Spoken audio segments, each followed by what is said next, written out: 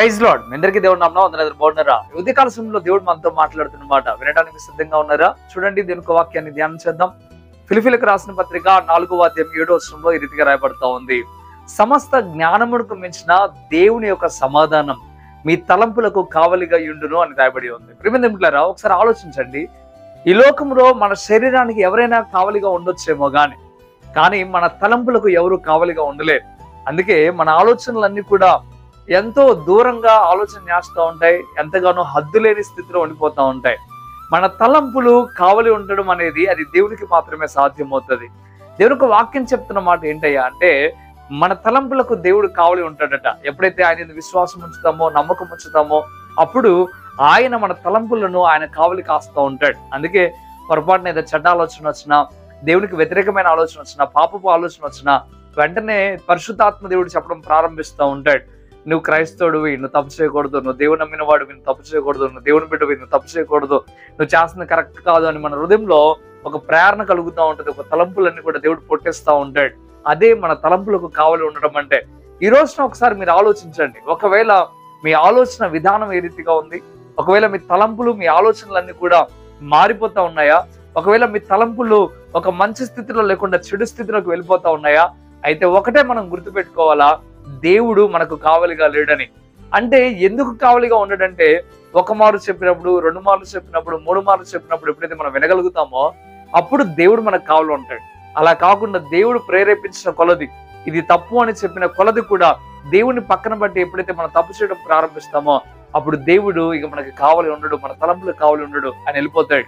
అందుకే అంటాడు, పరిశుద్ధాత్మను మీరు ఆర్పకండి అంటాడు. అర్థమవుతుందా? దేవుని ఆత్మను, మనలో ఉన్న ఆత్మను మనం ఆర్పేసినప్పుడు దేవుడు ఇక మనకు సమాధానం ఇవ్వడు, మనకు కావలి ఉండడు. అందుకే ఒకసారి ఆలోచించండి. ఎప్పుడైతే దేవుడు మనకు కావలి ఉంటాడో అప్పుడే మనకు మంచిది.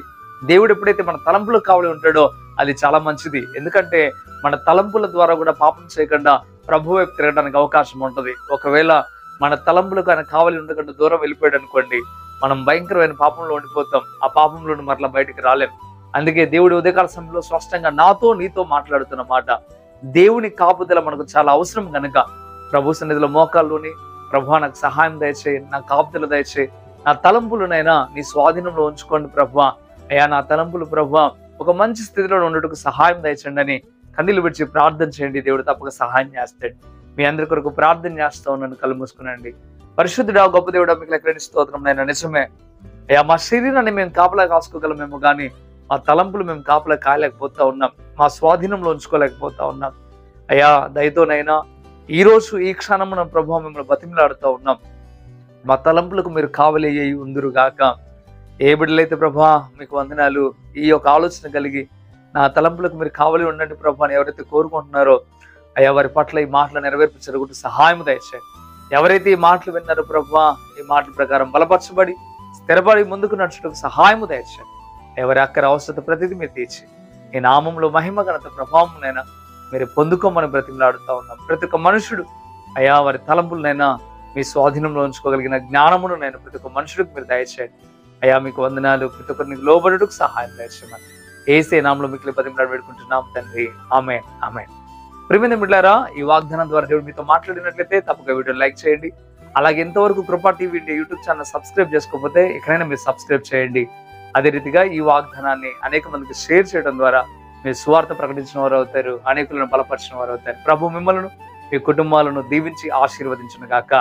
ఆమేన్. Praise lord. God bless you.